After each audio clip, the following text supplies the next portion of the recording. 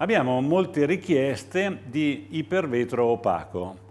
Non è un prodotto specifico, lo facciamo in un modo molto semplice. Cominciamo con l'applicazione di ipervetro normale, lucido, qui l'abbiamo data ieri, e poi con un passaggio molto semplice con il nostro rullino diamo una mano di vetro opaco. Vediamo.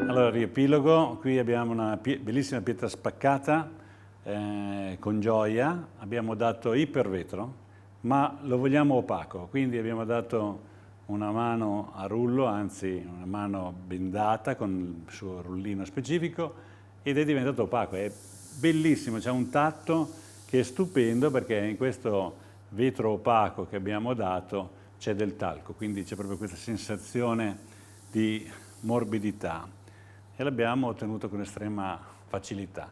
Molto divertente.